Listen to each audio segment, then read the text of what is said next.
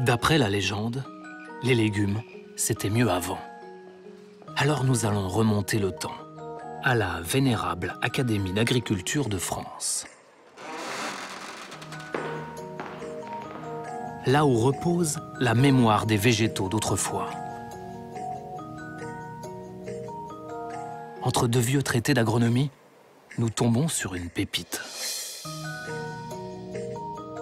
La table de composition des aliments d'il y a 60 ans.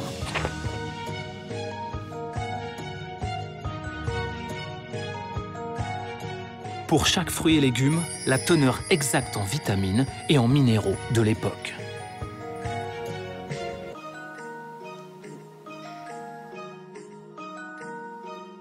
Alors on a eu une idée toute simple.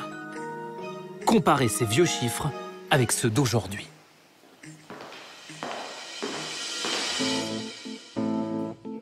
Fini la table austère sur papier. Les données sont désormais sur Internet. Nous découvrons un phénomène d'une ampleur méconnue. Les fruits et légumes se sont vidés d'une partie de leurs vitamines et minéraux. Tenez, les haricots verts par exemple. En 1960, ils contenaient 65 mg de calcium pour 100 g. En 2017, ils n'en ont plus que 48,5. C'est un quart de moins. Même chose pour la vitamine C. 19 mg à l'époque contre 13,6 aujourd'hui. Nous avons examiné un par un les 70 fruits et légumes les plus consommés et compilé les données dans ce grand tableau. Résultat, partout, c'est la chute libre. En 60 ans, les 70 fruits et légumes ont perdu en moyenne 16% de leur calcium, 27% de leur vitamine C. Quant au fer, près de la moitié en moins. Depuis plusieurs années, un chercheur américain alerte sur cette chute des nutriments. Et merci à Monsieur Davis que vous pouvez applaudir.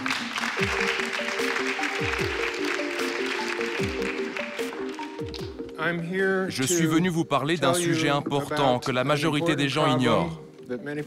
Il s'agit de la chute des nutriments dans les aliments. Donald Davis est biochimiste. Il a travaillé à l'université d'Austin, au Texas. Nous lui soumettons notre tableau comparatif. Cela ressemble aux chiffres que nous avons trouvés dans les bases de données anglaises et américaines. Aux États-Unis, Donald Davis a analysé l'évolution de 43 légumes entre 1950 et 1999. Je suis arrivé à la conclusion que ce déclin est lié en partie à la hausse du rendement. Plus le rendement augmente, moins il y a de nutriments dans les fruits. Beaucoup d'agronomes ne savent peut-être pas à quel point cette perte est importante. C'est parce que c'est assez embarrassant pour eux. Ils ont toujours cherché à augmenter le rendement. Si la modernisation de l'agriculture avait donné plus de goût et de nutriments, on en aurait entendu parler beaucoup plus. La tomate est l'un des fruits qui a subi la plus grosse chute de nutriments. Un quart de son calcium et plus de la moitié de ses vitamines. Pour comprendre cette baisse, il faut remonter à l'origine de la vie, avant que le fruit ne pousse. C'est la graine qui détermine tout.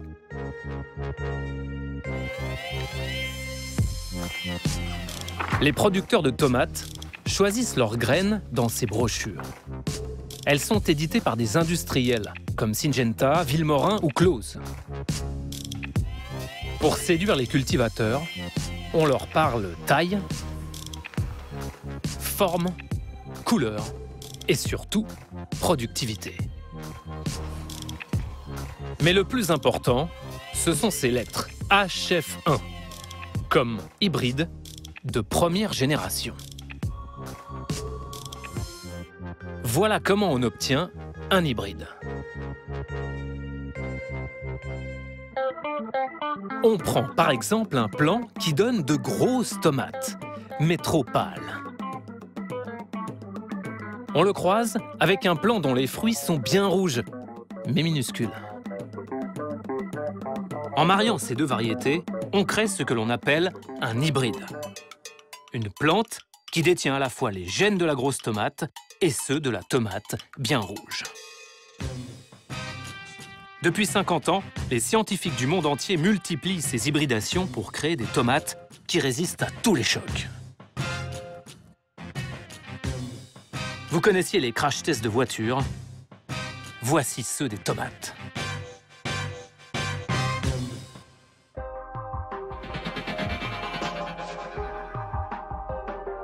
Dans les années 80, ces tomates de laboratoire envahissent le marché.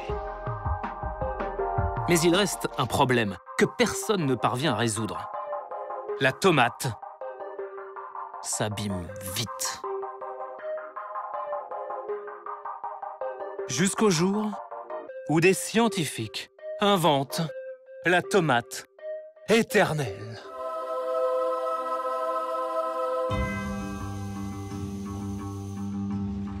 Cette tomate providentielle voit le jour en Israël. Depuis 70 ans, ce pays fait des miracles en agriculture. Il réussit à faire pousser des fruits et des légumes en plein désert.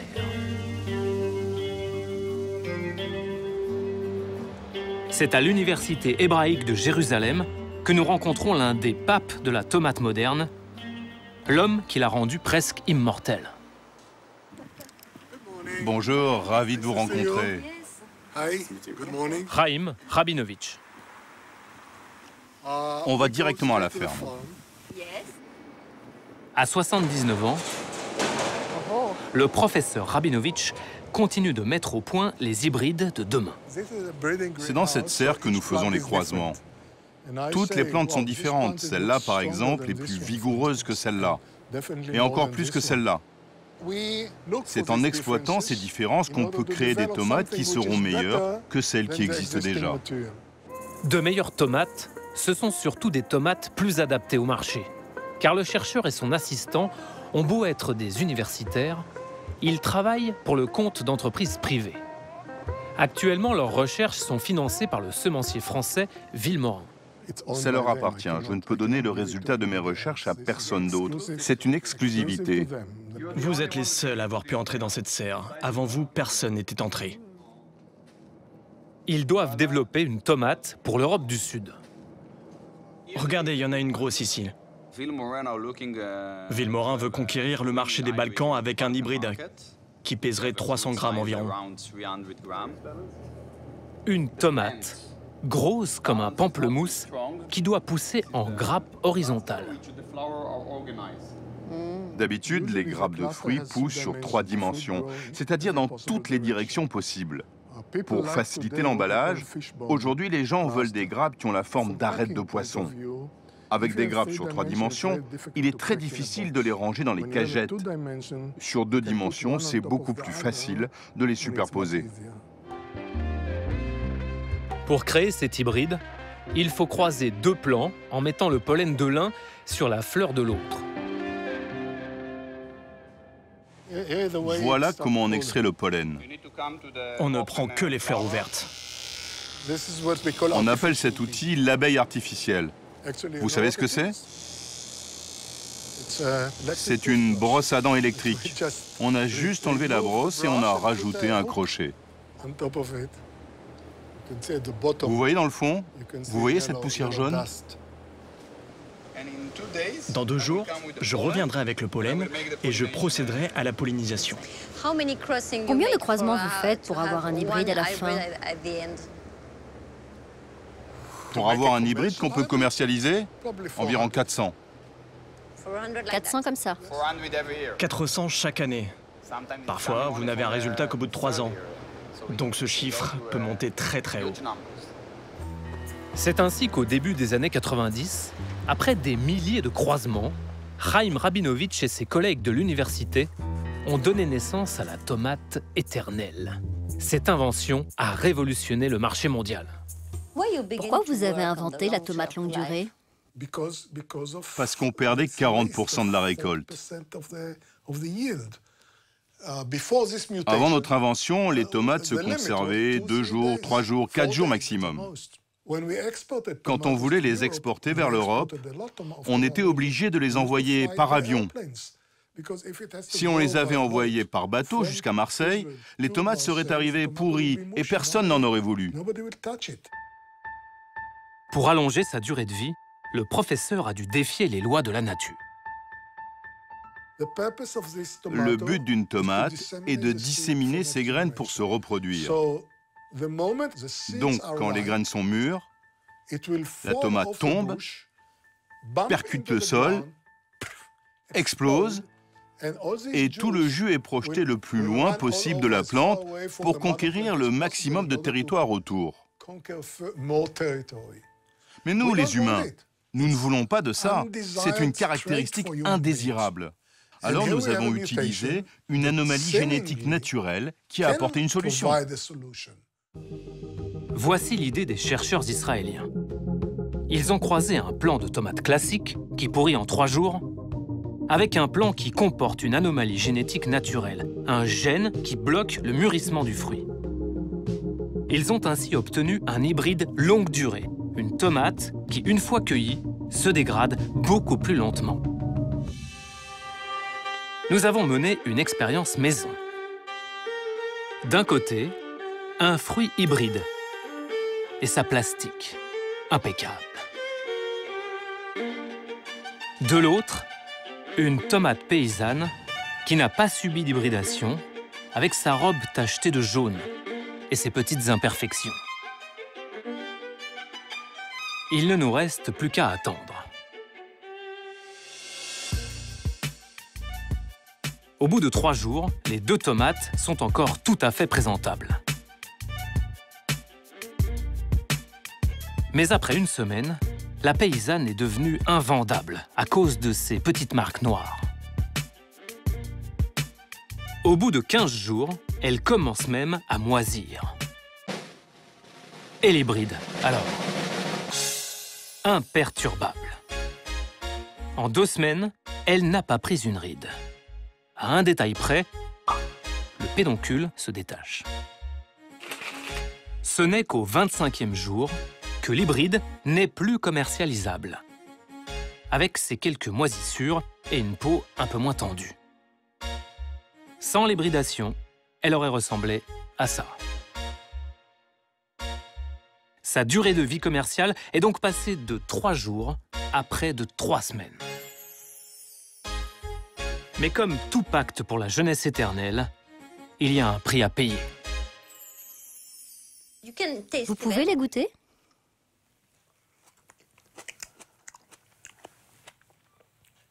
Aucun goût. On a constaté que le gène qui bloque le mûrissement a des effets indésirables. Il a des effets notamment sur le goût. Il détériore le goût. Il y a aussi moins de nutriments? Je ne sais pas, parce qu'on ne l'a pas mesuré à l'époque. Ce n'est que plus tard, au début des années 2000, que nous avons commencé à nous intéresser à la qualité des fruits. J'ai même proposé un projet à plusieurs entreprises. Je lui avais donné un nom, la tomate ACE, comme vitamine A, C et E. Et je leur ai dit, ce seront des tomates meilleures pour la santé. Mais on ne les trouve pas au supermarché, ces variétés. Non, parce que les industriels s'en fichent. Les industriels, dont Chaim Rabinovitch parle, sont les poids lourds de la semence, comme l'entreprise Azera. Elle a gagné des millions grâce à la tomate longue durée.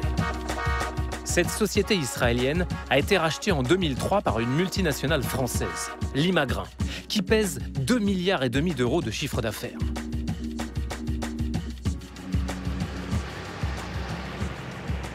En rachetant Azera, le groupe est devenu le numéro 2 mondial de la graine de tomate.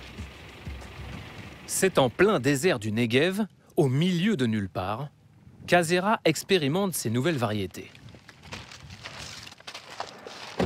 Yaron Giras est responsable mondial du département tomates. Yael Rosenfeld, la chef du service communication. Ça, c'est pour vous, et vous devez aussi mettre les surchaussures. C'est notre protocole sanitaire.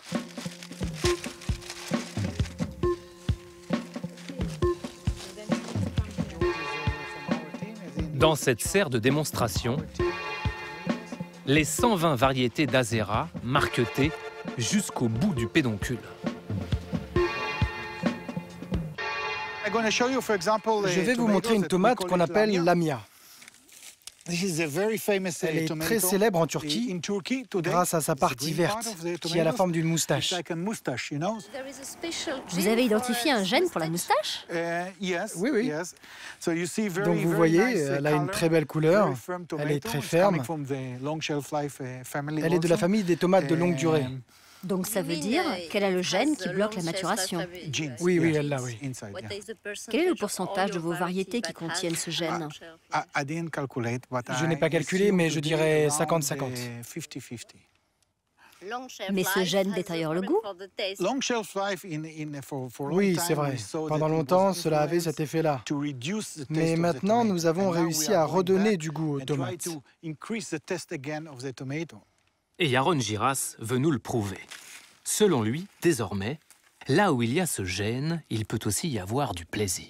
Vous aimez les tomates? Oui. Tout le monde n'aime pas les tomates. Oui, j'aime les tomates. Mais c'est difficile d'en trouver de bonnes aujourd'hui.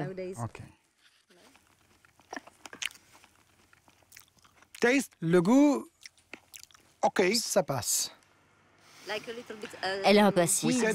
Toutes les tomates n'ont pas besoin d'avoir du goût, parce que si vous ajoutez du sel et de l'huile d'olive, vous n'en avez pas besoin.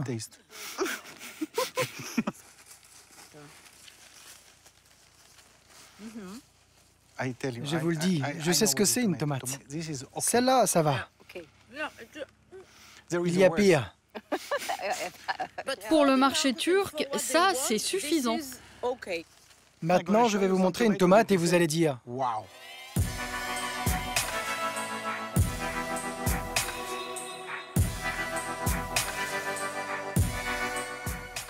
Je voudrais que vous goûtiez la Maggi. Elle est spéciale. Je voudrais que vous sentiez la différence.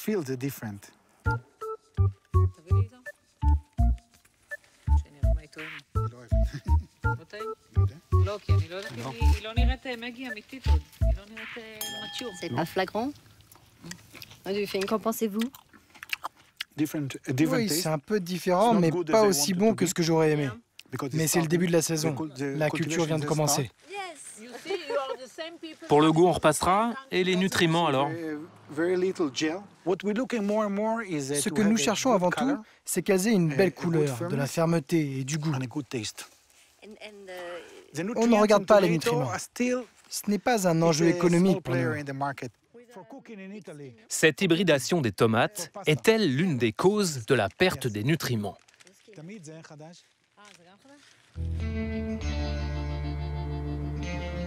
Dans le sud de la France, à Bellegarde du Razès, Jean-Luc Brault est l'un des derniers artisans semenciers du pays. À partir de ses propres tomates, il produit des graines non hybrides, des graines paysannes. On va finir d'extraire les semences. Donc les graines, elles vont être au fond, elles vont pouvoir couler et les peaux vont rester flotter au-dessus. Cette technique-là de faire ses propres semences, tout le monde le faisait avant. Parce que chaque agriculteur savait que de la semence dépendaient les futures récoltes. Donc c'était vraiment quelque chose que chaque agriculteur faisait avec soin, simplement parce que, ne serait-ce que pour pouvoir manger, il fallait vraiment... le plus important, c'est la semence. Et maintenant, ils ne le font plus, parce qu'il y a des grandes entreprises qui le font pour eux. Donc c'est un geste devenu un peu rare. Ouais, presque hérétique.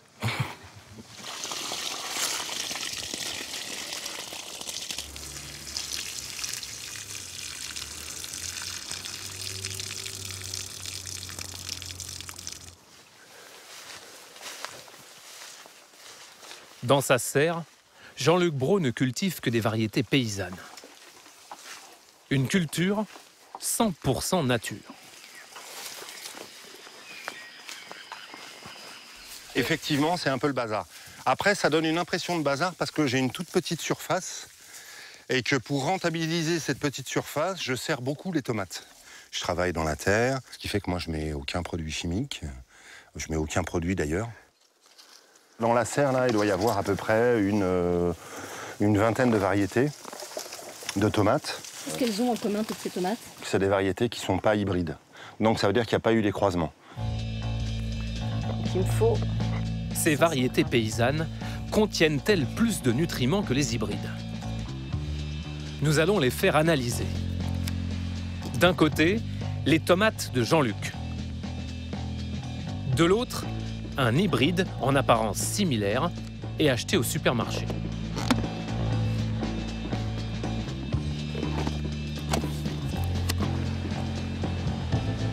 Le jour même, nous les envoyons à un laboratoire agréé pour mesurer leurs nutriments.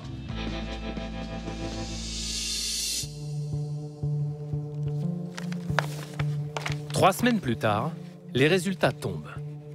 Pour les 5 nutriments analysés, la tomate hybride a des taux largement inférieurs. Elle contient 63% de calcium en moins, 29% de magnésium en moins et 72% de vitamine C en moins. Quant au lycopène et au polyphénol, 2 antioxydants qui aident à lutter contre les maladies cardiovasculaires et les cancers, l'hybride en contient 2 fois moins que la paysanne.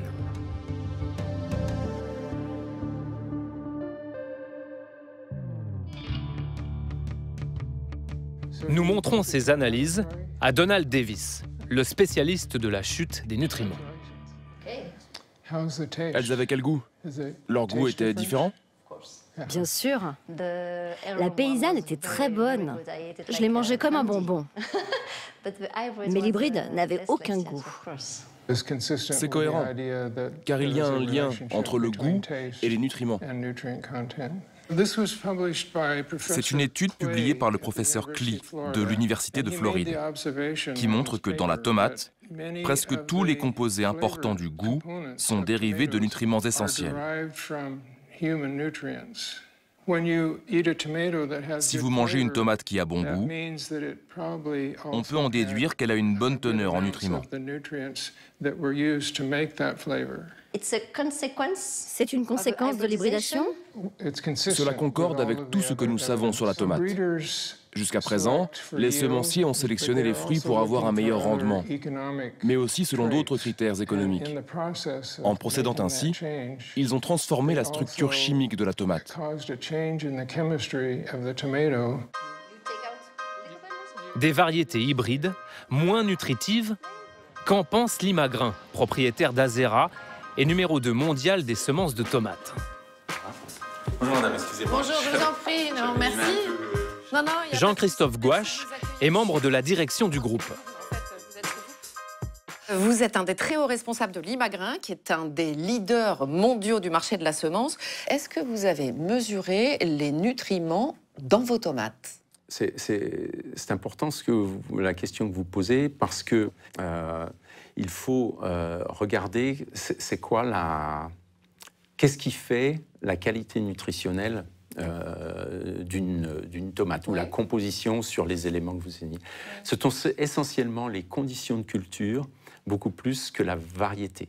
Est-ce que vous êtes en train de me dire que c'est un problème qui ne nous concerne pas? Oh, jamais de la vie. La qualité nutritionnelle des produits issus des variétés que nous commercialisons est un sujet qui nous intéresse. En Israël, justement, on a rencontré le professeur Rabinovitch. Oui. Vous le connaissez? Absolument. Vous savez très bien que c'est lui qui a inventé la tomate longue durée, donc c'est une tomate qui dure 3 semaines. Oui. Il nous a expliqué que le gène de longue durée bloque en partie la maturation du fruit et donc, du coup, le développement des nutriments. Mais on est ambitieux.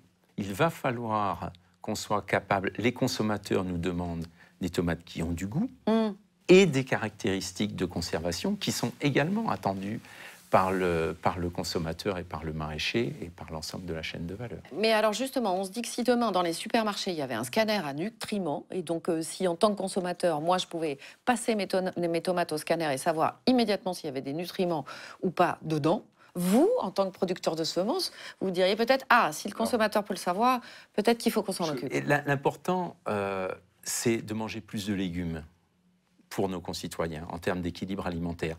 Maintenant, s'il y a un jour, je ne sais pas quelle est la science-fiction qui fera que le consommateur pourra avoir un scanner à nutriments. C'est en développement, en fait, hein. Ça va exister bientôt.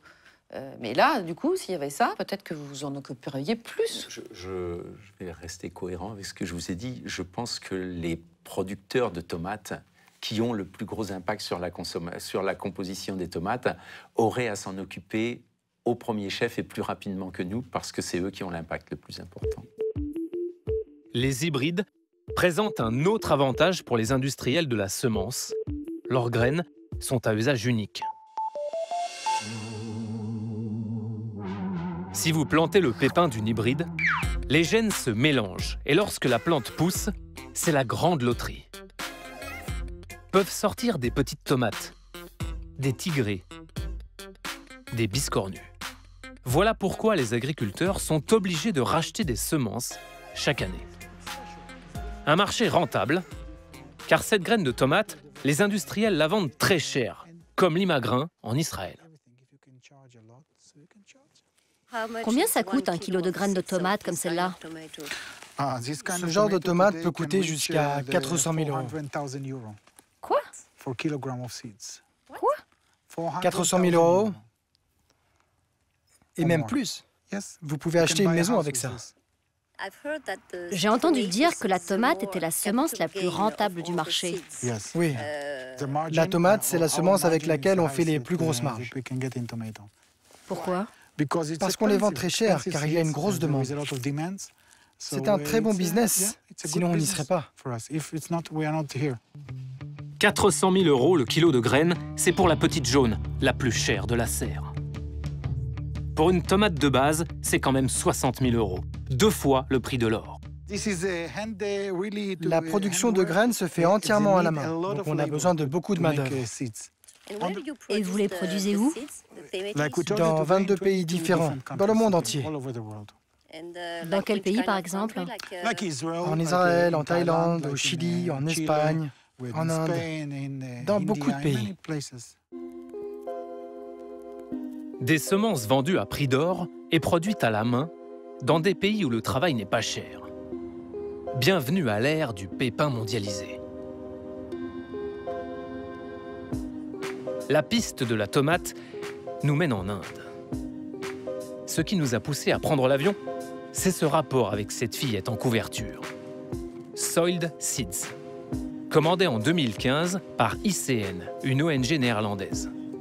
Dans le secteur de la semence, 16% des travailleurs qui produisent des graines de légumes sont des enfants de moins de 14 ans.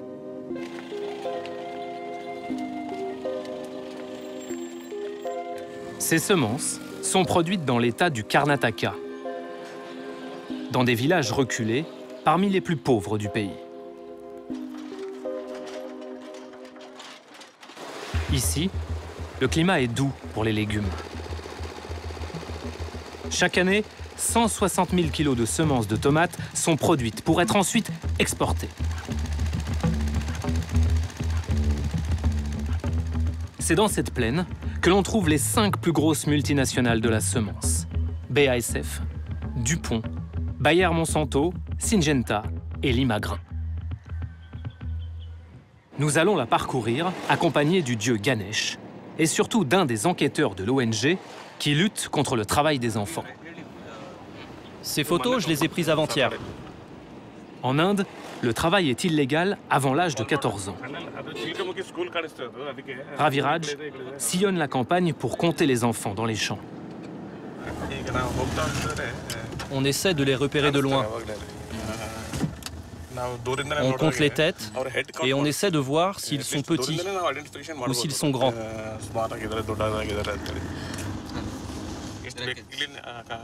À droite, là. Là, ils sont en train d'extraire des graines de pastèque. Avec notre traducteur, nous nous approchons de ces enfants.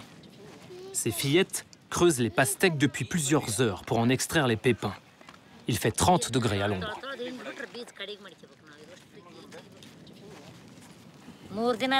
On a commencé il y a 3 jours. C'est pas fini, il reste ça. Ces gamines ont été recrutées par un fermier qui travaille pour le compte d'un semencier indien. Le fermier les paie. Il leur donne 40 centimes d'euros par jour. Selon Ravi, dans le Karnataka, le secteur qui embauche le plus d'enfants, c'est celui des hybrides de tomates. J'ai déjà vu des enfants qui travaillaient là, mais là, la récolte est finie. C'est la fin de la saison. Les champs sont presque déserts, mais un peu plus loin, nous repérons des silhouettes à travers la toile de cette serre. Cette exploitation est un sous-traitant de la multinationale suisse Syngenta. Une dizaine d'ouvrières taillent des plants de tomates. Une fille, plus petite que les autres, nous fixe. Et la jeune fille, à gauche, lui chuchote de se baisser.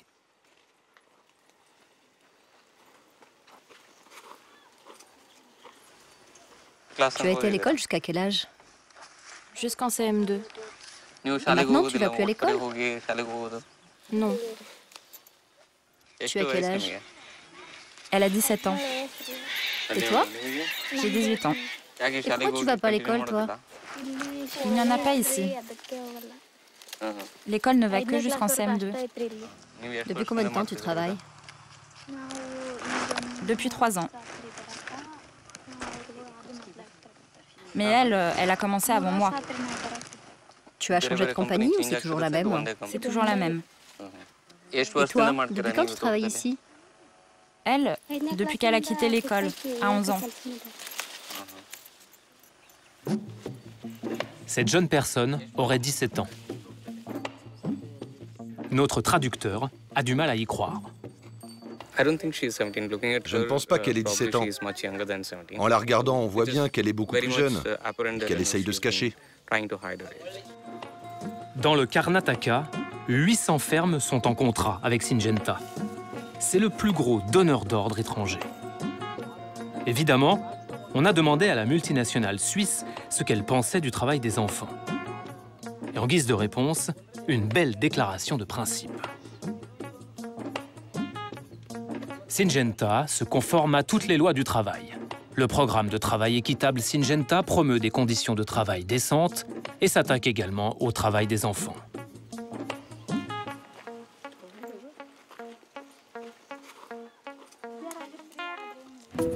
Pourquoi des enfants sont-ils recrutés par les fermiers qui travaillent pour les grands semenciers? L'auteur du rapport Soil Seeds, le docteur Davuluri Venkatesvarlu, est l'un des meilleurs connaisseurs du travail des enfants en Inde. Ce chercheur indépendant enquête depuis 15 ans sur le secteur de la production des graines hybrides. L'hybridation est une activité très délicate. Cela demande beaucoup d'agilité. Les fermiers préfèrent embaucher des enfants car ils peuvent répéter le même geste plus rapidement que les adultes. Ils sont aussi plus obéissants. Les fermiers ont calculé que 2 enfants pouvaient faire le travail de 3 adultes. Selon ce chercheur, les fermiers rogneraient sur les salaires pour une raison simple, le faible prix fixé par les multinationales. Les fermiers essaient de survivre. Ils ont beaucoup de mal à gagner de l'argent. S'ils paient plus leurs travailleurs, ils risquent d'avoir des marges faibles et de gagner très peu, voire de ne rien gagner du tout. Le combat de Davuluri Venkatesvarlu commence à porter ses fruits. La part des enfants de moins de 14 ans chez les ouvriers de la semence a diminué de 16 à 10%. Mais une autre partie de la population continuerait à être exploitée. En parcourant le Karnataka, nous allons faire une nouvelle découverte. Dans les champs de semences de tomates, nous ne croisons que des femmes. On va comprendre pourquoi en visitant l'exploitation de Shaman Gouda Doda Gouda.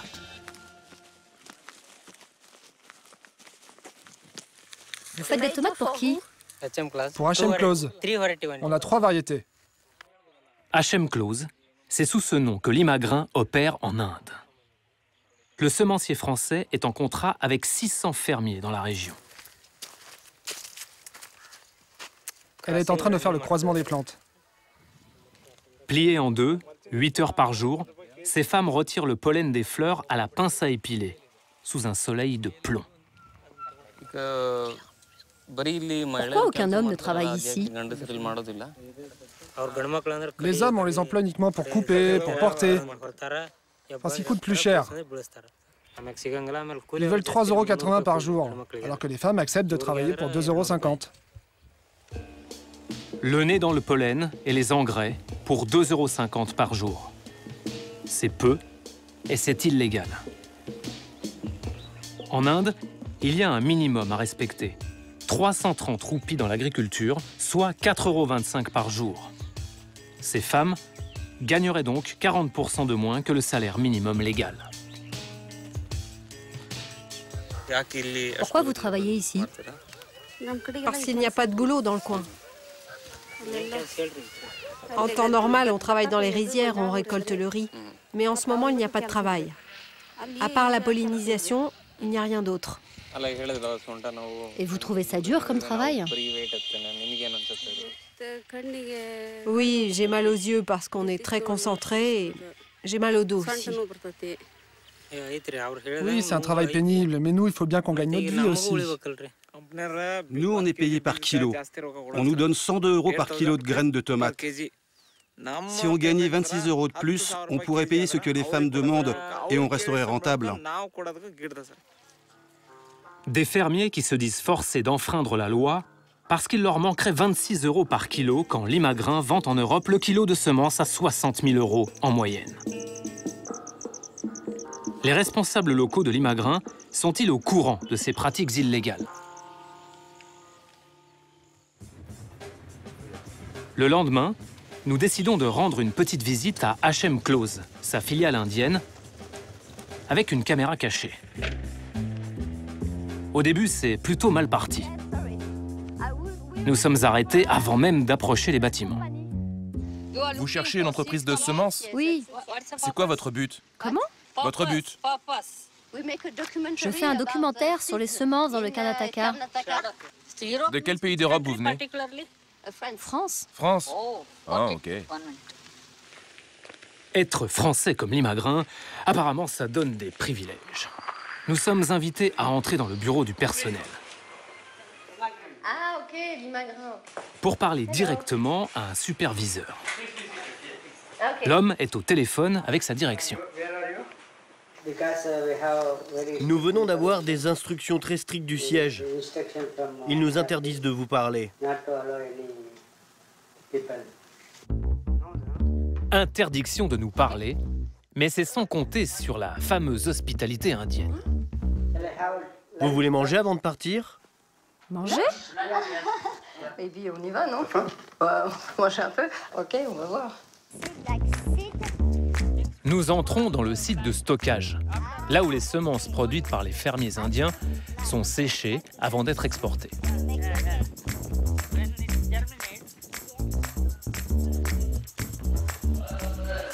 S'il vous plaît, asseyez-vous.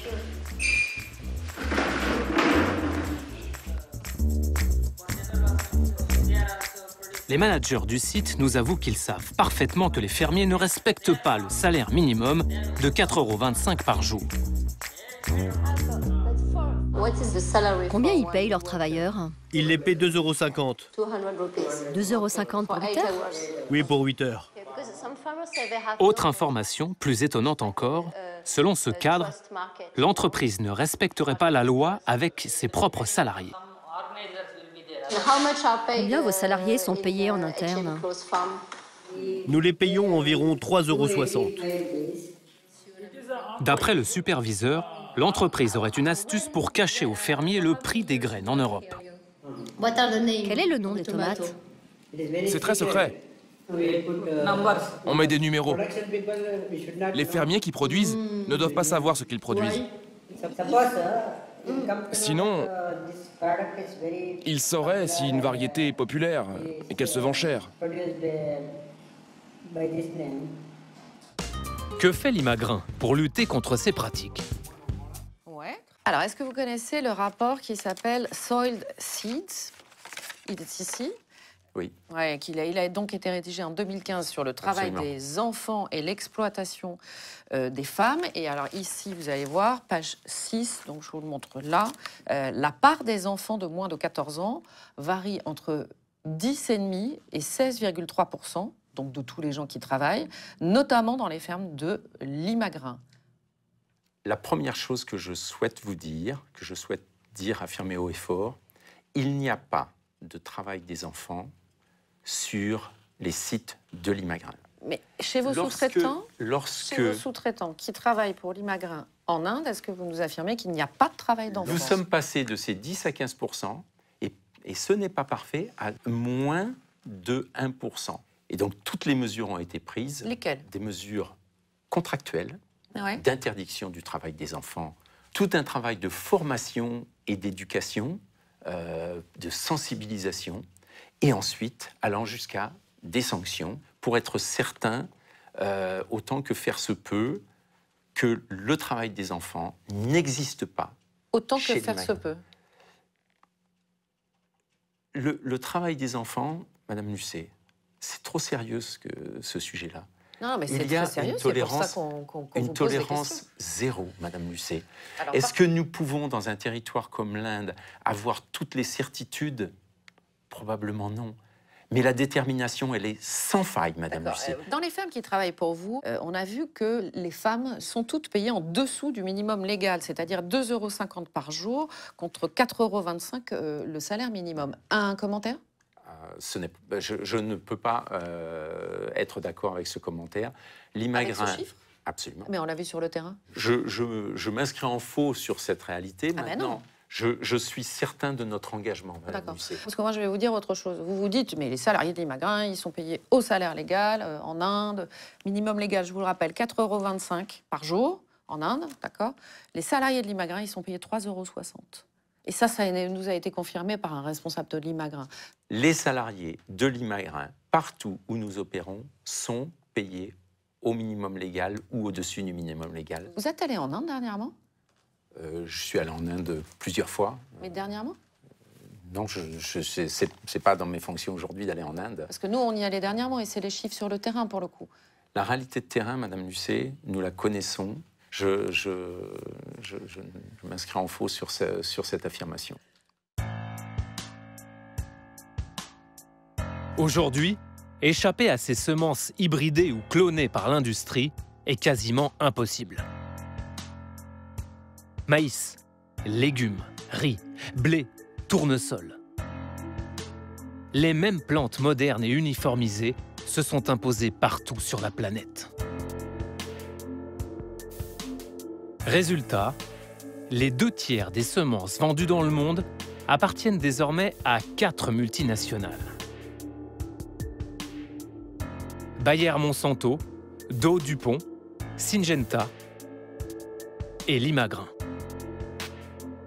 Une privatisation du vivant qui détruirait la biodiversité. En 2009, un homme a lancé une alerte mondiale à la tribune des Nations Unies. Olivier de Scooter était alors le rapporteur de l'ONU pour l'alimentation.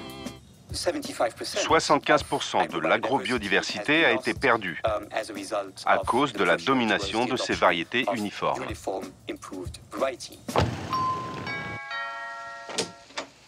Nous le rencontrons chez lui, à Bruxelles. Soyez les bienvenus. Sous son air policé, c'est le bon sens agronomique, quoi. L'ancien rapporteur de l'ONU est un homme exaspéré d'avoir crié dans le désert. C'est un chiffre alarmant, c'est 75% de plantes qu'on a perdues, parce que la biodiversité n'est pas juste un luxe de botanistes, c'est essentiel à la sécurité alimentaire mondiale. Pourquoi? Parce qu'on ne peut pas anticiper à l'avenir le type d'insectes ravageurs qui va se développer, le type de maladie qui peut affecter les plantes, les impacts qu'auront les ruptures climatiques. On a besoin de ce réservoir de solutions pour l'avenir pour faire face à ces menaces que, par définition, l'on ne peut pas entièrement anticiper. Des plantes fragiles, ça tombe pas si mal pour les grands semenciers. Car sur les 4 multinationales qui dominent le marché mondial de la graine, 3 sont des fabricants de pesticides. Bayer Monsanto, Dow DuPont et Syngenta. La grande difficulté face à laquelle nous sommes, c'est que les agriculteurs reçoivent une sorte de package. On leur dit, si vous achetez ces semences, ça marche mieux avec ces pesticides, ou ça ne marche qu'avec ces pesticides, et ça marche mieux avec ces engrais. Et donc, on va développer des semences réactives aux intrants. La semence est un parfait cheval de Troie pour les produits chimiques. Résultat, 3 millions de tonnes de pesticides sont écoulées chaque année dans le monde. À terme, on va manger la même chose de Dakar à Miami, de Paris à Bangkok. En gros, c'est ça le monde de demain vu par les semenciers. Pendant des millénaires, l'on avait des semences en quantité, en variété très grande, et ces semences étaient améliorées au fil des récoltes, année après année, par les paysans, par des méthodes qu'on pourrait qualifier aujourd'hui d'artisanales. Progressivement, ce travail de sélection et de reproduction a été fait par des firmes spécialisées qui, du coup, ont mis sur le marché des semences permettant de produire des volumes importants de produits agricoles génétiquement identiques. La diffusion à l'échelle mondiale des semences industrielles dont les droits sont détenus par une poignée de grandes firmes transnationales signifie que pour beaucoup de petits paysans des pays en développement, l'agriculture ne sera tout simplement plus viable. Et donc on va assister à une progressive destruction de l'agriculture paysanne à l'échelle mondiale. Aujourd'hui, partout sur la planète, des citoyens et des agriculteurs se révoltent contre cette disparition programmée. Ils réclament des semences libres, des semences qui n'appartiennent pas aux géants de l'agrochimie. En France, certains organisent la résistance.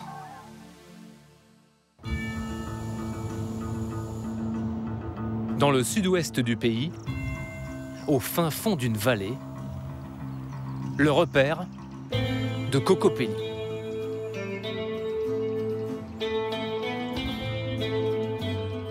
Ananda Guillet dirige cette association. Il tente de conserver les semences traditionnelles oubliées. Dans sa collection, 2400 légumes devenus rares, comme le concombre beige Punakira ou la côte de blette orange.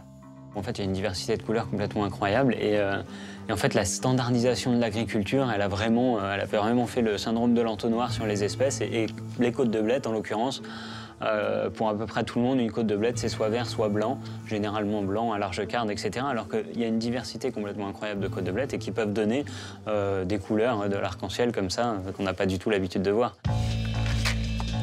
Pour contribuer à la sauvegarde de ces variétés, Cocopelli a lancé l'opération Semences sans frontières. C'est de là que tous les colis pour les campagnes de solidarité comme Semences sans frontières sont expédiés. Donc on envoie tous les ans des centaines de colis partout sur la planète avec des petites fiches techniques. Ça, c'est des retours en fait de plein de projets qu'on a soutenus. Quel pays? Oula, mais là, il y a quasiment tous les pays. On en a en Inde, on en a en Amérique centrale, en Amérique du Sud, un peu partout en Asie aussi. Enfin, vraiment, en fait, ces populations ont été totalement asservies par les multinationales de l'agrochimie, de l'agroalimentaire. Et du coup, ils perdent toute leur variété hyper vite, des fois en l'espace d'1 ou 2 saisons. Et donc nous, ce qu'on fait, mais on est tout petit face à ces multinationales, donc c'est une action assez modeste, mais qui porte quand même ses fruits. La preuve ici, avec tous ces retours, on ramène ces variétés-là et surtout, on ramène le savoir avec, modestement encore. On n'a pas la prétention d'avoir la science infuse, mais en tout cas, on essaye de les aider à retrouver cette autonomie alimentaire via la reproduction de semences. Préserver ces semences en voie de disparition, c'est retrouver le choix de planter et de manger des fruits et légumes non standardisés. Des produits meilleurs pour la planète comme pour la santé. Et surtout libérer le vivant, bien commun de l'humanité.